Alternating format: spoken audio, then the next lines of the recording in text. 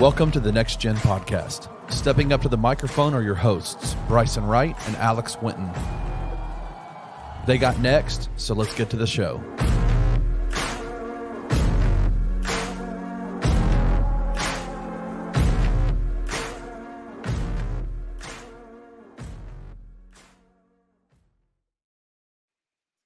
What is up, everybody? Welcome into the Next Gen Podcast here on the Bluff City Media Podcast Network. As always, I'm your host, Bryson Wright, and I'm joined by my co-host, Alex Winton. And we got a lot to get to today, but we got to start with the biggest news.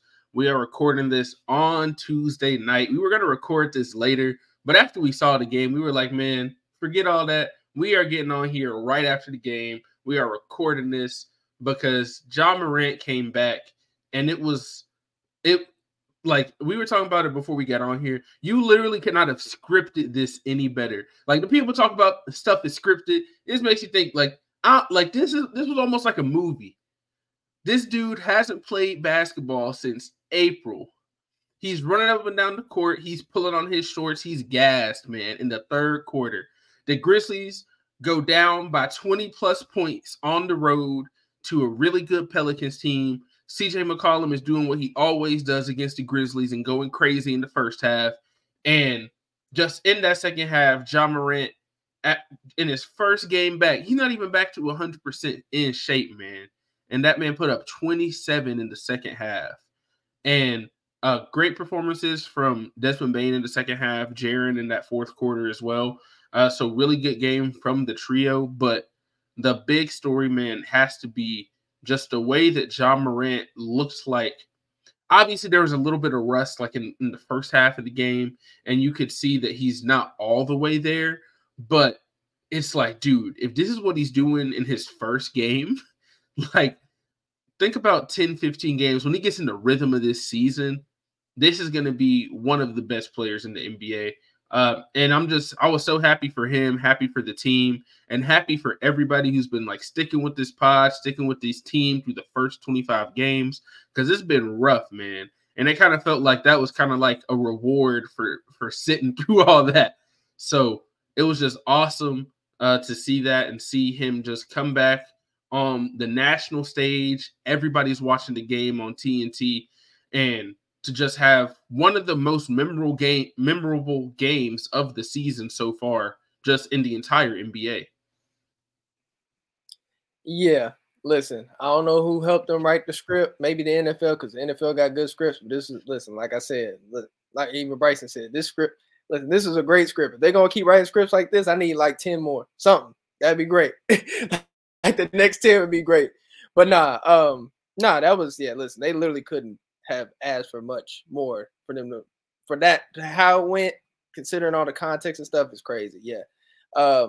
It was wild because, again, like the whole day, like you already knew Ja was coming back. So, like, and I was like, all right, like I'm ready for the game at this point. Like, so, and, game got going. I'm okay, like Ja still is the same for me. He looked mostly the same. Like I didn't expect too much different, obviously. Like the playmaking stood out. Obviously, like I've been said, he's a top 10 playmaker. That's really what he was doing more so in the first half. From what I remember, like just a lot of that was just a lot more playmaking. I think he only had, like you said, I think he, like you said, scored 20 something in the second half. I think he only had like 7 or 8 points in the first half. So, but again, the game was kind of low scoring that whole first half. So, like if you look around, like mostly nobody was scoring. But like I said, in that second half, he turned up. He really started getting to his floater. Really started getting aggressive. And again, jumper still wasn't obviously there. Now, a lot of that is he's not really a shooter, but also, again, could be rust because, again, he was rusty. He had his moments where he's rusty, where he would get too ahead of himself and have turnover. He did have, 5 turnovers. So he's still going to be rusty in spots. But that fourth quarter, he was basically, the dude we've seen before. Like, it wasn't like, this dude got hurt. Like, this dude wasn't hurt. He just he's not in shape. And like I even said, like, on Twitter, like, he walked to 30 points. And this was his first game. And because I think it was the second quarter or early third, where he played the whole, like a long stretch of basketball. And like he fouled somebody to call for a breather. Like I need to get out the game. Like he was that tired. Like he went back to the back of the locker room to get I don't know whatever, oxygen mask, whatever he did. He needed it. And he needed to keep doing it. Whatever they did, whatever he did. I don't know what he did.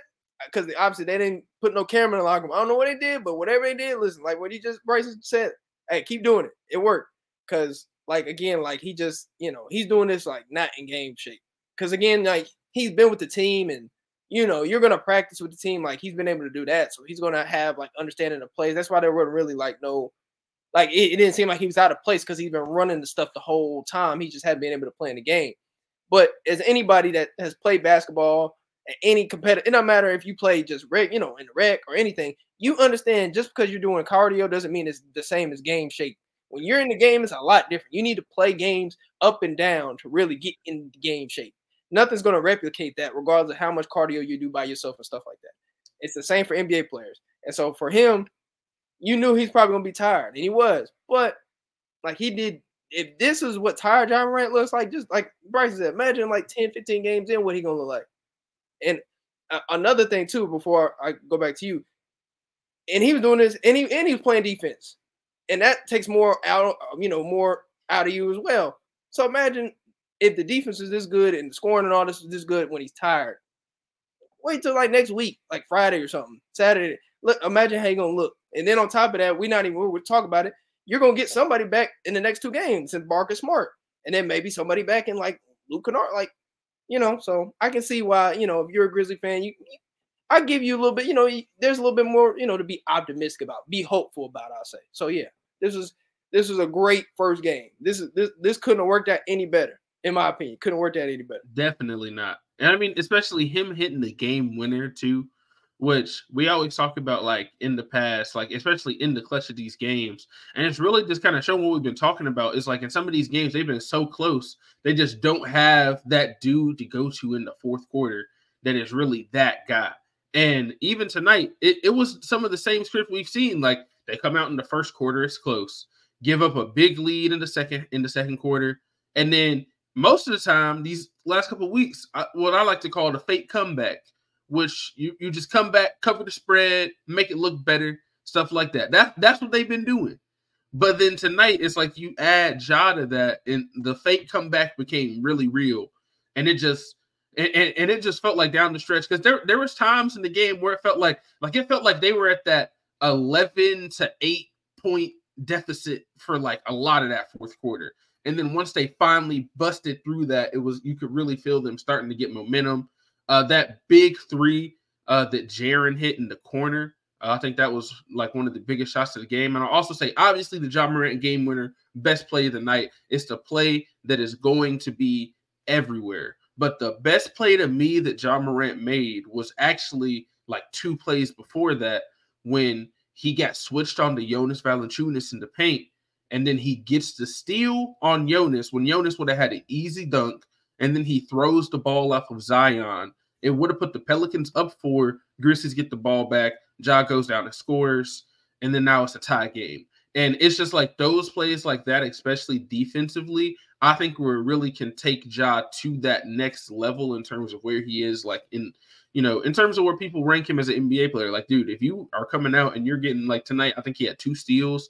Like, if you can get 1 or 2 steals a game and then you're playing better on ball defense, and it's just like the hustle, man. And I think you saw that with how tired he was. It was like dude was playing both sides of the ball at a higher level, especially on defense. I know it's only 1 game, but it was like one of the best defensive games that we've seen from Ja.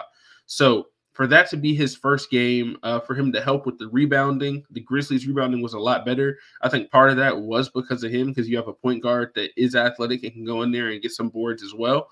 So got some offensive boards too, which I thought that was really huge. So I feel like he did a lot of stuff in addition to the scoring that was awesome. And like you said, the playmaking. I think that Ja Morant might be the most underrated passer in the NBA at times, because like that pass he made to Tillman when he was in the corner and he hit Tillman perfectly. It was almost like a quarterback, like throwing somebody open, because it's one of those, like when he throws the pass, it's like you can only put that in like one place or this is a turnover, and he just hit him perfectly. Tillman got the finish. So it's those pinpoint passes and stuff like that. Now, obviously, he has some turnovers. He's going to just continue to get better with that. But for a first game, there's not much more you could have asked for. Yeah. I think the thing about it, like you said, is just really, like, again, the defense was the thing that stood out. Like you said, that was a big play. That was another one. And then I think there was another one where I think he had like, because he did have a block. I forgot where it was, but like he was making plays. And again, I'm not expecting a Ja to be like some all NBA defender. Like I don't like that's not what I'm saying. He ain't gotta be Drew Holiday or even the dude we're getting back in a couple days, Marcus Smart. He don't gotta be that. But can you be solid? Can you be good to average on that end? Because that alone raises a level, especially when we talked about it, and I talked about it last week. Like this team is still good defensively. They're a top 11 defense right now with all the injuries and all that.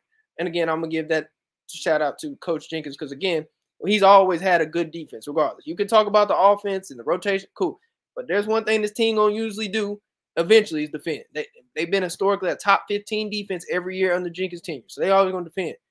And so if Ja can raise his level of defense and be consistent, making plays like he did tonight, then that's just only going to help them even more. And like you said, from a playmaking standpoint, I mean, again, I've been said Ja's a top 10 playmaker in the league. Like I've said that on Twitter all the time. Like I tell people that like there's a reason I hold him in high regard because when you have a guy that has the makings, like he's unique because usually a guy like him, if you're that athletic and can score that well, you're usually not that great of a passer. And usually if you're that great of a passer, you're not that great of a scorer. You got that in one player in Ja Morant. And that's usually the thing. Usually you might have a guy like, I'm going to bring him up, Trae Young, who's cold. But again, he doesn't have the same rim pressure as Ja Morant. And even though he's a great passer, the thing is Ja being able to break down defenses and basically get guys open off his gravity of collapsing the defense alone opens up a lot for his playmaking ability. That's like you said with the Tillman pass.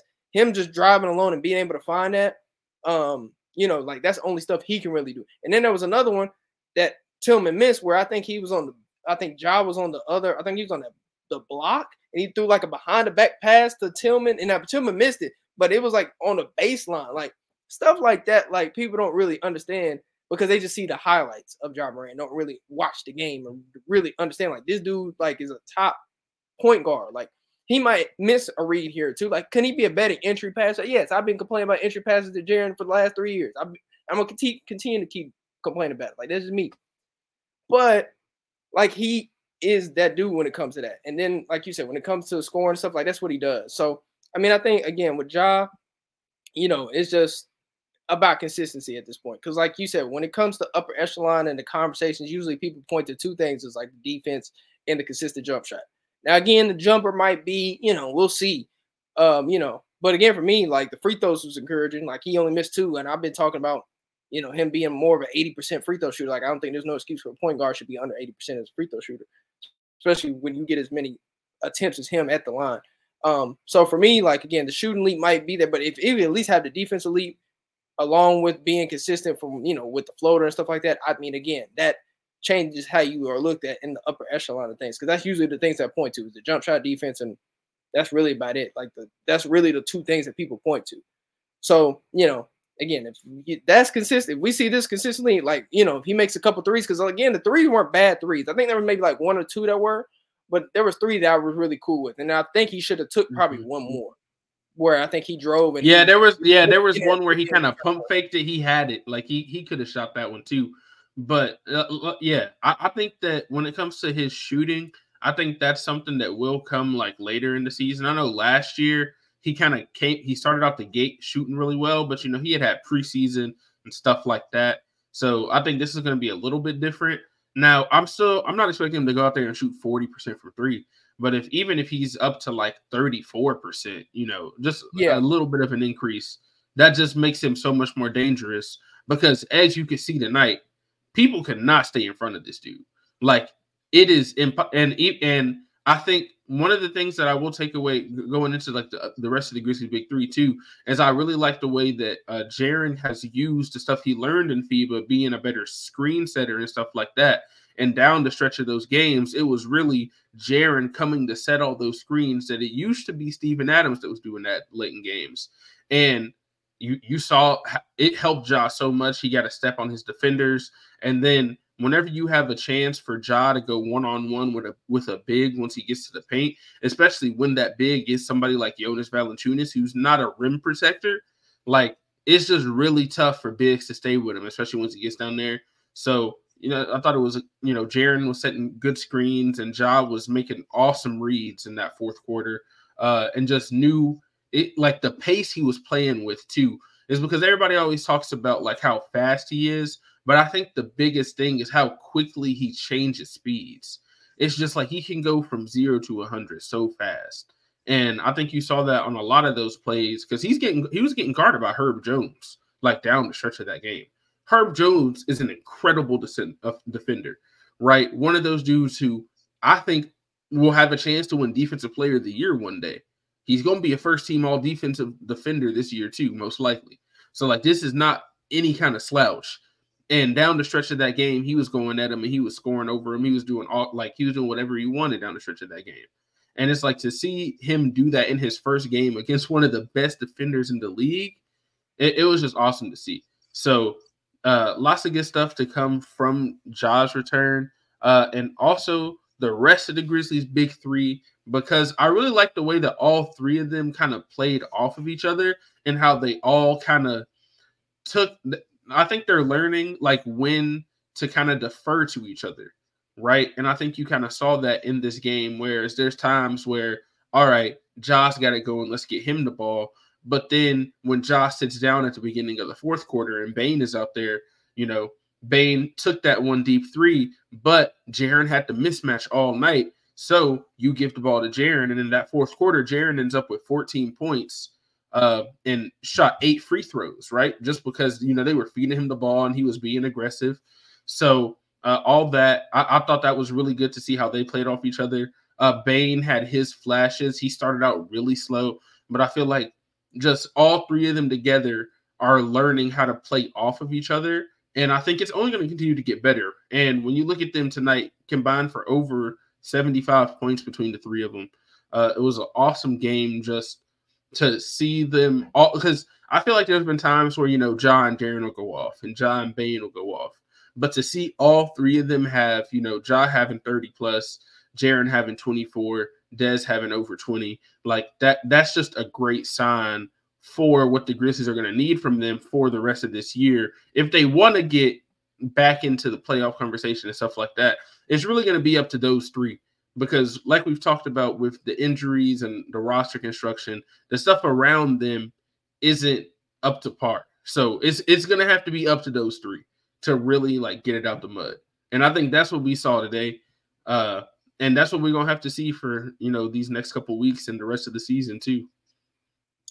Yeah, absolutely. I mean, listen, we've talked about it the last couple of months, the summer, they've talked about it. Like, they know, the franchise know, everybody know what transpires. Obviously, like you said, they need more work. Obviously, more work needs to be done on the roster. Coaching, players can be better, but really mainly roster. But we all know what transpires in terms of the next over months, years, however long, is going to come down to those three people. So that's why my biggest thing for me going into all this has been, like I even said last week, regardless of if they get back into the playoff race, playing race or not, I want them to play together, because like you said, people don't understand. I think shout out to Steven Adams stats. I can't think of his whole username, but he had a tweet where he was basically pulling up the stats of Ja, Jaren, and Bane together, and they have a good record together. But a lot of that doesn't really but really I think they only played I think it said 80 games out of available 100 is so people don't understand they haven't played a lot of games together, because when people really look at it, and Bane's rookie year, Jaren was hurt the whole year. That was the meniscus year, where he was hurt and only played 12 games. And then the year after that, that was the year where Ja was first All-Star. We won 56 games. They all played together, but remember, Ja got hurt earlier in that year, so Bane and Jaren played a lot. But then Ja came back, played a good amount of games, then got hurt again, then come back to the end of the season for till the end of the 5 games, and they went into the playoffs. Then you go into last year, Jaren hurt for the part of the year. And then as soon as Jaren comes back, Bane goes out, and so it's just John. So you see what I mean? They keep one. Usually you have 2 or 3 instead of all 3 together, because I think they only played 30 games together last year, and they were 20-10. And you know what I mean? And so for me now with these next however many games, I want them to at least, like I've been saying, at least play 30, 40 games together, because like you said, they're starting to understand how to play off of each other. And I mean, I know Ja and I think really for me specifically, I think Ja and Bane are easy to play off of just because Bane's a catch and shoot guy. And obviously Ja can get to the rim and be able to hit him and stuff like that. It's just easier for guards. But really, it's Jaren playing off of Ja. And we've seen it before. Like you said, him setting screens, I think is a big thing. But Jaren's done this before. I think, but again, I've always said you need to get guys reps. Even though he's done it before, you need to continue to keep doing it consistently. Because Jenkins did it in his first year. Their rookie year, Ja rookie year, and Jaren's second year, they ran pick and roll all the time. That's how they used to close out games. But for whatever reason, when you get Adams involved, which is, again, Adams is a great screen setter. No disrespect. Like, he's great, and that's why I understand why they did it. But I'm always big on, you need to involve your best players in actions. Like, your best players should be your offense, and then everything else comes after that. And so that's what we saw tonight. The biggest thing for the Grizzlies, like, why we talk, I think, Bryson, you said it earlier, why they still look the same is because, again, you need guys to make shots. Again, early in that first half, guys weren't making key shots to keep themselves within the game. But in the second half, you got those shots. Like, you got a Vince Williams 3 in a big situation. You got an X3. Like, those type of shots need to be made. They always going to generate looks. They just need people to make them. And so that's where I always say you need more shot makers on this team. And they got them tonight. The guys came up big with the big shots. So, yeah, I mean, the trio is going to play, again, well together. Like, I'm not worried about them all the way. Like, they're going to have their bad games. Jaren looked like he was going to have a bad game. But, like, for me, just have them play together. As long as they're playing together, that's going to lead to them being better, regardless if it's this season or next season. It's going to have a benefit. So that's really my biggest thing, is just them staying healthy. Because, again, considering the context, they can be even better than they were tonight. Because, like you said, Bane played pretty slow. Jaren had foul trouble early on. Ja was winded for most of the game, if not the whole game. So imagine when Jaren's not in foul trouble. Imagine when Bane's not shooting 3 or 9 from 3. Or Ja's not hurt, but Ja's not winded. Like, imagine that. And they still scored 79 points tonight as a trio. They could easily score like 90. You know what I mean? Like, they could still be so much better. So yeah, it's a lot to be excited about with those three. Again, they're gonna have to do the heavy lifting to get back into the race. Their margin of error is slim. But I mean, if I've been said it earlier, they're one of the best trios in the league. I stand on that. Like, I'm going to continue to stand on that. And this is a prime example of why they are. So, as long as they're healthy, they got a chance. So yeah. Yeah, for sure. Yeah, like you said, they're gonna have to do a lot of the heavy lifting. But I think that just from seeing the way they played together, in Ja's first game, like we talked about, Desmond Bane didn't play well. Jaren didn't play well for most of that first half, at least on offense. Whereas going into the fourth quarter, Jaren only had 10. And then, finishes with 14 in the fourth, locks in all that. So that was awesome to see. But it's like, imagine if, like you said, if they can play at that level, like the level they played at in the fourth quarter for, the full game, like obviously in the clutch and everything goes mostly Ja just taking over. But I just think with the three of them playing it the way that they were playing tonight, it's going to be harder to beat them. Now, obviously, like you said, their margin of error is still not as big as it has been in past years, just because they don't have the depth and they still have the injuries. Like, there's still no Brandon Clark and Steven Adams for the rest of this season. Still haven't had Luke Kennard and Marcus Smart back. But I'll say this. If there's one thing, I know we're talking about the Grizzlies' big three, but I'll tell you one thing. If there's one thing that I learned from this first game, is that I think a team that has Ja, Jaren Bane with Marcus Smart and Luke Kennard, even if those two are coming off the bench, like, not sure exactly what they're going to do with that, but I think with those two guys, that is a team that is going to win games. Like, they're going to win games. Now, the question will start to become, are they going to win enough games to catch up to the teams that are ahead of them? That's the real question. But if you're talking about, like, the worst they're probably going to be is probably 11. I feel pretty confident that even if they don't make the play-in game, going into the last 15, 20 games of the season, it's going to be a question. Now, it might be they have to win 10 out of the last 15 and these people got to lose, but I don't think they're going to be eliminated from playoff contention until, like, if they don't make the playoffs, it's going to go down to the wire, right? And I think that when you see the way they came back against this Pelicans team, which is fully healthy, Zion's back, CJ McCollum was playing great, they have been going through some injuries too, and they have all their guys, and you went on the road, you you took a huge punch with a 28-2 run in the second quarter, and to come back from that on the road, I think that just shows like the resiliency, not just of the Grizzlies' big three, but as a team as a whole, because there were some other guys that made some big plays too. Like, I will give a shout out to Zaire for having a huge offensive rebound and a putback in that fourth quarter too. So, there were some other guys who made some big plays. Vince Williams, I also think, made a lot of big plays, especially defensively, locking down CJ in that game as well. So like on top of the big three, they had guys making contributions in spurts. And I think that's the biggest difference is before Ja came back, you needed one of those role player guys to step up every night. And it's like, so in the games they won, it was like, okay, Zaire had a 17-10 game, the Grizzlies won. And then it was Vince Williams had a 15-point game, the Grizzlies won, right? David Roddy had a big game, the Grizzlies won. So that, like, you needed one of them to have a big game every night. And I think the biggest difference with Ad and Ja is, as you saw tonight, you don't really need that in terms of offensively. Like, as long as they're going out there and, Santi Aldama hit a couple shots, Zaire hit a couple shots, Vince hit some timely threes. But when you add Ja to that, you don't need as much out of those guys. And they can give you, like, Zaire can give you what he's usually giving you, and it's not going to hurt you as much because you don't need him as bad. And I think that's just what you saw tonight.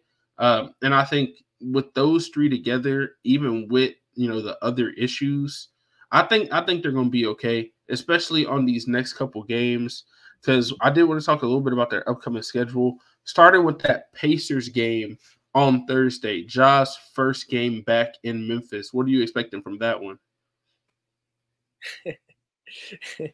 I'm laughing because shout out to my boy Anthony Say, man. And I don't know if y'all saw it because we talked about it Friday, right?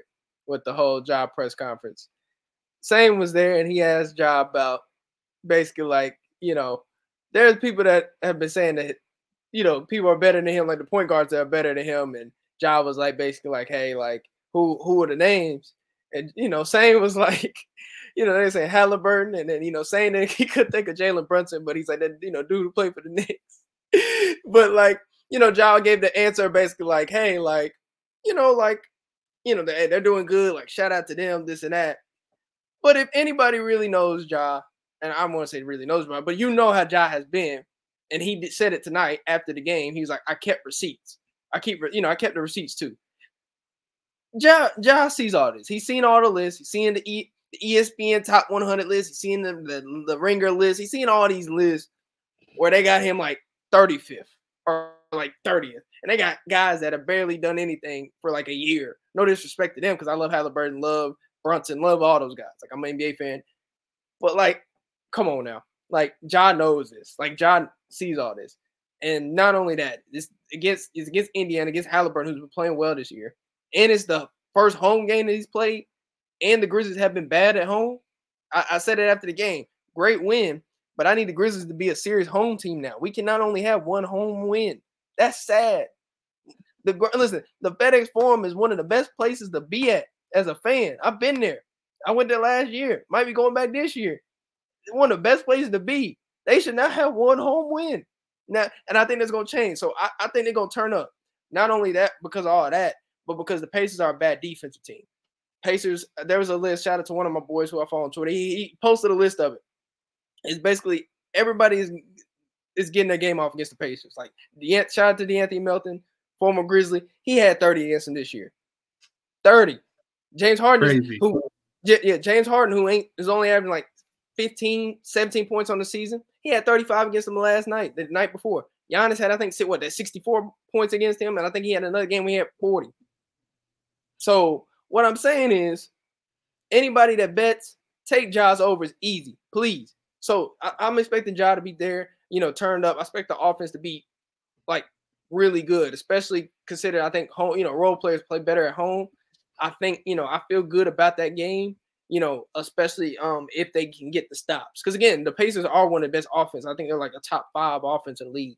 So they're really gonna have to be locked in on that end, make sure they don't really get out and transition. really run them off the 3-point line because you got guys like Buddy Hield and Aaron Neesmith and Miles Turner. You got Obi Toppin running transition. Like they got a lot of offensive weapons. So you got to really be on your P's and Q's in the game plan.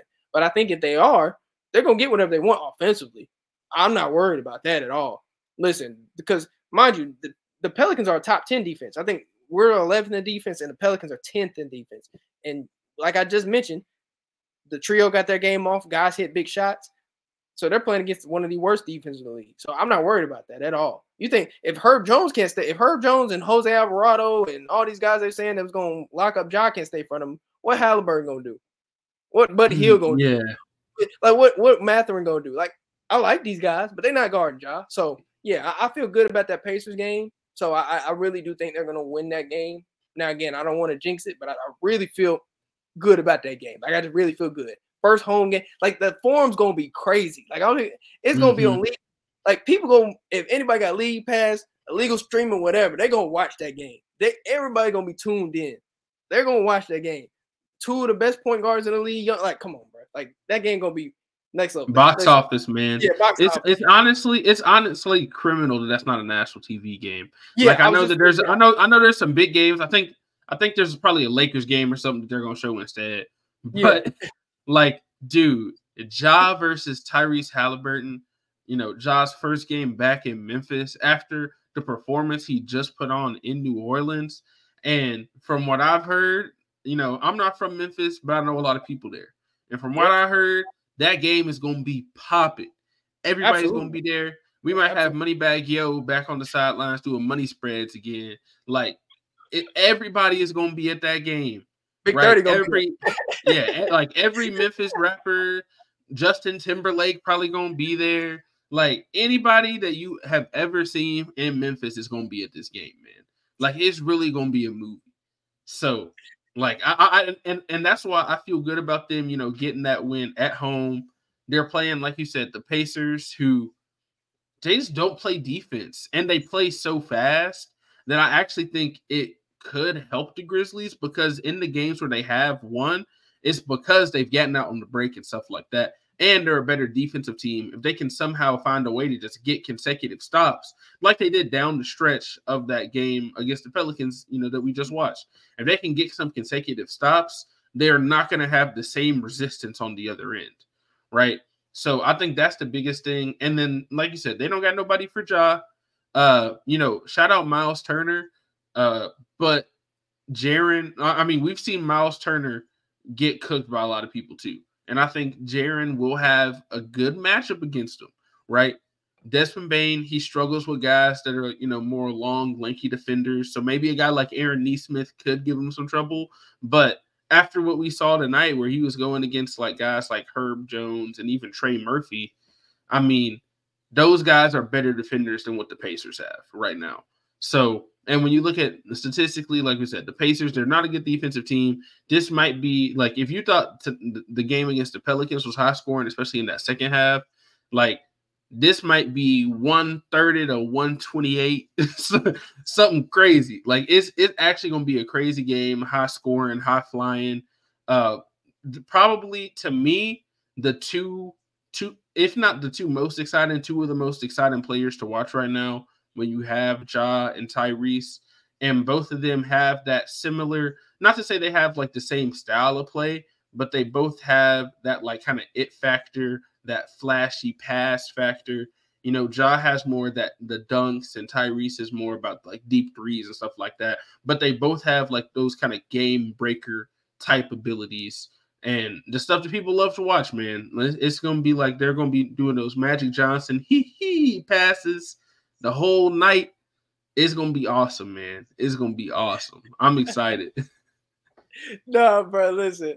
Yeah, dog, that is funny because that Tyrese do be doing the fake, they no looks, but they're not really no looks. But yeah, no, listen, shout out to my boy Nico on Twitter. Nico taught you. That's one of my dogs. He tweeted about it, I think, a couple weeks ago. Like the gold, like this is like, I know people want to talk about it, but like the point guard is like the most stacked position in terms of like players. And if you're talking about young players, like you said, we got Halliburton, we got Ja, you got SGA, you got Luka, Trey. Like I keep going. Like there's Garland. De'Aaron Fox. There, Yeah, yeah, 5. I'll take there he's got Yeah, like I can go all these names, and I can name a guy like Cade Cunningham, who even though his team bad, he's cold. Like, and he one of the lower guys. You know what I mean? Like that position is stacked. So like, especially for those two guys that are elite, in my opinion, or worse, like top 8 in their position. You know what I mean? It's gonna be fun. Like you said, that game's gonna be high scoring. Like people gonna be in the stands for it. Like we said, we know people from Memphis. They're gonna be at the game. Either they're gonna be at the game or they're gonna watch the game at somewhere else. Like it's gonna be basically like how like colleges be having a little homecomings or reunion, like all that. Like that's how it's gonna be in Memphis. Like Beale Street gonna be crazy. Like I can just see it now. Listen, like you said, they just gotta get timely stops. And like you said earlier about like the offense or the people like the other role players, they gonna have to hit some timely shots. Obviously, that's really the biggest thing. Like you said, they don't have to do as much, but if they can hit timely shots while getting timely stops, I'm gonna say this. I don't usually say this a lot right now because things have been looking bleak. But let's just say I'm sleeping well. Not tonight. Well, I ain't gonna sleep well tonight, but definitely gonna sleep well tomorrow. Thinking about that Thursday game because I'm like, okay, as long as they get stops, I feel confident again because I don't want to say they're on a skid, the Pacers, but they are on a kind of like I think they won like a couple games after that post play-in tournament. They've been kind of on a lull, so like you want to kind of catch them while they are because again they're gonna get back right. Like they're not gonna be like some bad team. Like they're gonna be in the play-in race like they still are. But like you want to, especially coming off this game, I think they're gonna have the confidence. They're gonna have swagger, some bravado. They're gonna have all that going in, a lot of momentum going into that game. So it's gonna be like you said, it's gonna be a movie. It's gonna be cinema, cinema, whatever you want to call it, whatever term you got for it, it's gonna be great. Listen, and I will be there. I will be having my eyes glued to the TV. I think 7. I think is when the game starts. Whatever 6:37, whenever it starts, I'm gonna be there. I'm gonna be watching. I'm gonna be cool. I'm gonna be smiling. Hopefully, as long as they don't lose the game, because again, they need to have some shame. I'm gonna say that before I send it off to you. They need to have some shame. 1 home win. Listen, we need to fix this now. Job back. There ain't no excuse now. I don't care. Roster is still bad to me, but we got the trio. We should not be this bad at home. We got I think 4 or 5 road wins. Like I didn't think that was gonna happen this soon, especially how they going. We better come on, man. Get it together, Grizzlies. Yeah, Grizzlies are now 6-8 on the road. So just a complete flip from last year, which is crazy. So definitely they got to get that first home win. Hopefully it'll be in that Pacers game. Couple more things before we close on Ja Morant's return that I got to talk about. The first thing I got to talk about, last thing, he hit the game winner at 9:01 p.m. Central Time. At 9:01 p.m. Like, I don't know if there's anything more perfect you could have than that, man. So just to finish off with that, shout out to everybody, like I said, when we first opened this, that has stuck with the pod through all this time. Kind of felt like, this game was rewarding for all the Grizzlies fans that have stuck through it and, been through all these games and everything like that. So it was just awesome to see Ja return and see everything like that. But yeah, this next game coming up against the Pacers, I'm expecting him to, do it again, even bigger, might as well. Back home in the Forum. Like you said, it's embarrassing, man. You can't be 1-10 at home. You gotta start winning homes, especially in the grindhouse. It's supposed to be one of the hardest places to play in the NBA. And I think that Ja coming back, them getting some of their swagger back, especially, dude, winning a game like that where you're down by 20 plus on the road has to give you some confidence.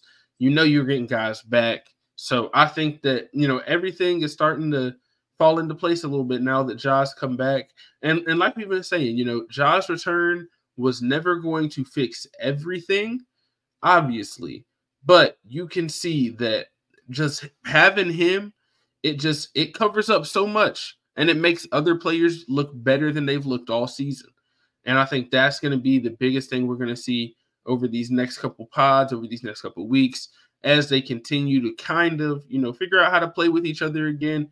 But even though, they're behind the 8 ball and there's a long season, I think that the one thing we know is they're going to fight for it now too. As I think they taste it, they know that they can, they know that they have the capability to get back into this, even though they are all these games back. If they have Ja playing, if they have Des playing, if they have Jaren playing, on that level and they get some guys back. But yeah, as always, I appreciate everybody who listened to this week's episode of the Next Gen Podcast.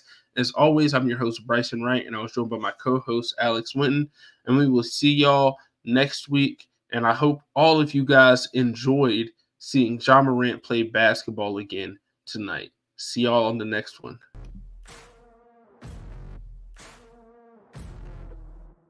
Thank you for listening to this episode of the Next Gen Podcast.